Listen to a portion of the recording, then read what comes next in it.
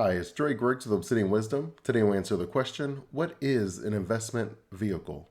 When it comes to investment vehicles, you really just want to think of these as where you put your money with the expectation of growing it. There are a variety of investment vehicles, but they really fall into two high-level categories, and then I'll give you a few examples of each as far as you deciding what makes the most sense for you. But high level, it's your investment strategy and where you're putting your money. Depending on the goal that you have for yourself and the amount of time that you have and expertise, that'll help you decide which ones make the most sense for you. The two investment vehicles that you have is direct investments and indirect investments. And just as they sound, direct investments, that means you actually own the stock. You went out, you purchased the Disney stock, you purchased the Apple stock, you have it in your own brokerage account. That stock is there for you. It could also be a commodity. So if you bought like gold or real estate where you physically bought these assets, you directly have hold of them. If you have real estate, you have the deed, it's in your name or however it's been written up, and you have the control over it. The other is indirect investments, and that's just as it sounds. There's usually a third party that handles it for you. So when it comes to stocks, we would be talking about a mutual fund. If you buy a mutual fund, they're the ones that actually own all the stocks. They do the trading, they do the adjusting, and then they share the profits with you. But the money is theirs in the beginning. Now, you may feel like, well, Dre, it's obviously my money, but I get what you're saying. But we're just talking about, technically speaking, the mutual fund is the one purchasing and selling the stocks. You don't actually choose which stock you're going to sell and which one you're going to buy on any given day. If you do make that choice, if you have the ability to sell gold or sell the real estate or anything like that, then that means you are a direct investor. If you are giving the money to someone else and then you trust them to make that decision, then that is an indirect investor. So that would be your 401ks, your 403bs, the pension funds. Most of your investments, you'll find that they end up being indirect investments because they're being controlled by someone else. You simply give them your money and then they share the profits with you. We'll go through a few of the examples. We'll go over some that are less risky and the ones that are a little bit more risky. And then we'll talk about the returns that you can expect and which ones just make the most sense for you. On the safer end, you're going to have things like your annuity and CDs. CDs is a very fancy way of saying, look, the bank was trying to figure out how do I have enough money without the fear of everyone showing up randomly and saying, let me empty my bank account. Because the bank is in the business of taking our money and they give us, I don't know, we'll just say 1% to make the math easy for us. And then they loan that money out to someone else and they may charge them 20, 30%. And that's how the bank makes their profit. If all of us decided on the exact same day that we wanted all of our money to be emptied out of our bank account, the bank may or may not have the money actually on them. I mean, it is just a bunch of ones and zeros in a computer program at the end of the day. But how banks protect themselves from that happening is on one end, they hold reserves, and on the other end, they pay you to leave your money with them for a certain period of time. That is what a CD is. It is a certificate of deposit. You agree to let them hold your money for 3, 6, 9 months, a year, 10 years, however long you agree to let them hold your money. You're saying, I'm not going to take the money out of the bank without, I don't know, like paying some penalty because obviously it's still pretty liquid, a CD. So you can get your money out if something happened unexpectedly, but you would pay a penalty. So you're incentivized. And then depending on how long you leave the money in the bank, they're going to give you a large amount of interest payments on that. And because it's a pretty safe investment, it's a pretty liquid investment, you're not going to get a lot, but you'll get more than what you would get if you left it in your checking account or you left it in your savings account. Now, there are a variety of CDs depending on how long you want to leave it in there and how much money you have to put in. They have jumbo CDs for where you have large amounts of money that you want to put in. They have liquid CDs where you just feel like I want to be able to access my money pretty safely. And then they just have like 3, 6, 9 months where it's just based on a certain amount of time that you hold the money in. The other one is an annuity. An annuity is nice because you have this contract with an insurance company and then it gives you that risk protection. If you're worried about living too long, if you're worried about the stock market doing something crazy, then you're able to put a certain number of payments. Either you do it a lump sum. So there are clients that I have where they're teachers or they retire and they get in the Florida Drop program and then they get a large lump sum of money and then they put that inside of an annuity and then they get a certain check every single month and that goes on top of whatever their pension payment is and then they don't have to worry about it. Maybe they put their pension They put their annuity in, which is a personal pension, and then they may have their Social Security, and they put all three on top of each other, and they feel like they have a pretty good monthly income. Now, you may just be someone that has what we would call an integrated retirement plan, which is a very fancy way of saying you're taking some of the pluses and minuses from different things and you're putting it all together.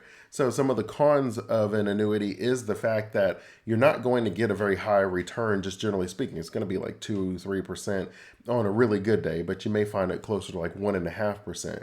Well, then you can't put all of your money inside of an annuity because you're not growing with inflation. Now, you're putting the risk on the insurance company where they say, okay, look, you're going to give me $100,000.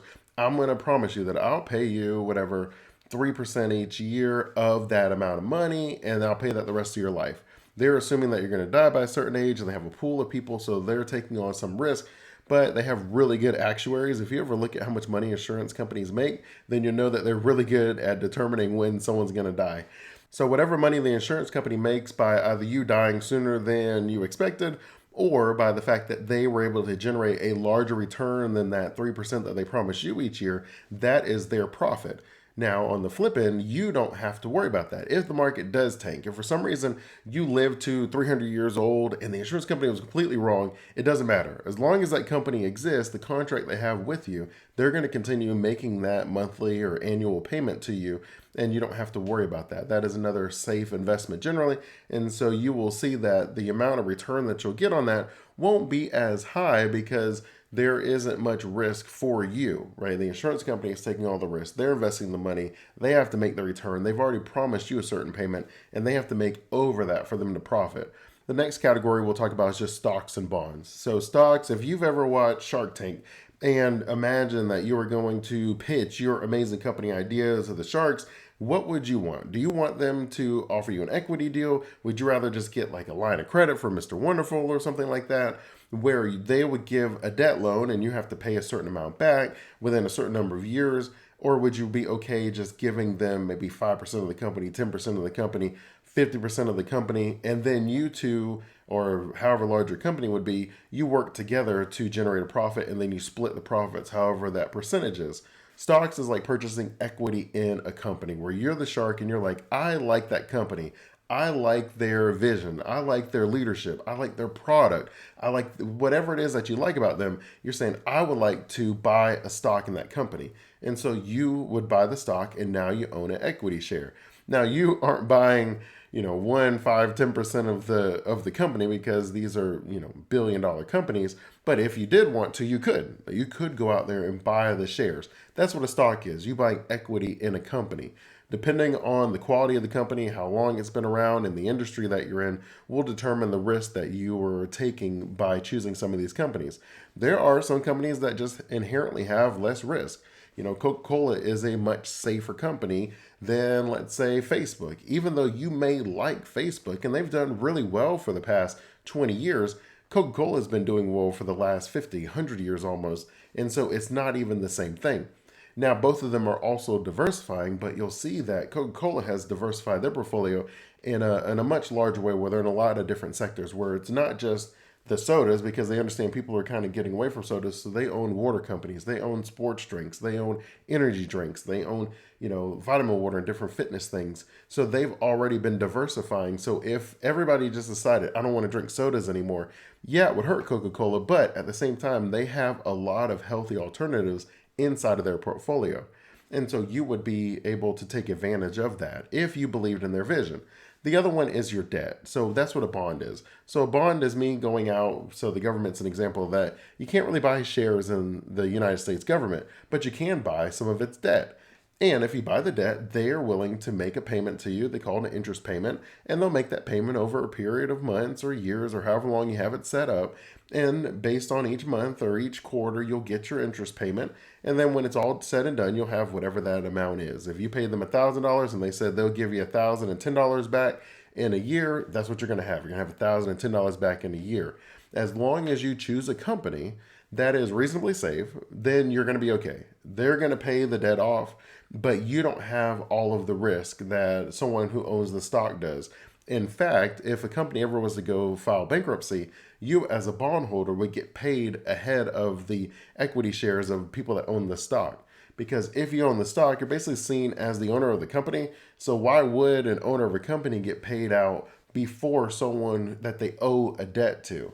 And so bonds are seen as safer, and as a result, bonds generally are going to have a lower return than a stock because the risk isn't really there. It's set in stone. You're going to give me $100. I'm going to give you $110 back at the end of this year. That's what you're going to get. If you bought $100 worth of shares in a company, you may or may not get the $100 back. It may go up to 150, it may go down to 50. And as a result, there's just a different level of risk when it comes between those two.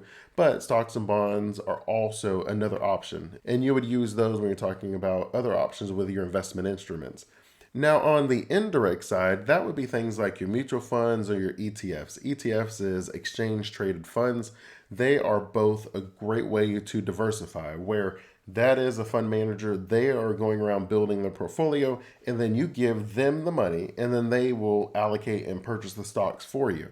They will pay you out of the profits of the different stocks and bonds that they built their investment portfolio out of. And then you don't have to be reading anything or make any of these decisions. You simply take a win if they win, you take a loss if they lose. But because these are indirect investments, you don't get to choose when things are bought and sold.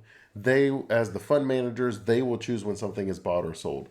Now, people like exchange traded funds because they found that they sometimes have lower fees than a mutual fund, and they also are traded as stocks. So even though it is sort of like a mutual fund in the sense that it is a large stack of stocks that are being run by a fund manager, you could trade an ETF at any given time of the day. While for a mutual fund, you normally have to wait till the end of the trading day. So it's not till 4 o'clock. So if you saw something at, I don't know, 10 a.m. and it was basically like, you need to get out of that mutual fund, you couldn't do that. You would allocate the trade in the sense that you would call them up and say, hey, can you please sell the shares I have in your mutual fund? But they wouldn't sell those shares until the end of the day at 4 p.m. So whatever you thought you saw, you're just going to have to eat that. And hopefully the market maybe worked for you where by the end of the day it was about the same as when you first recognized the issue.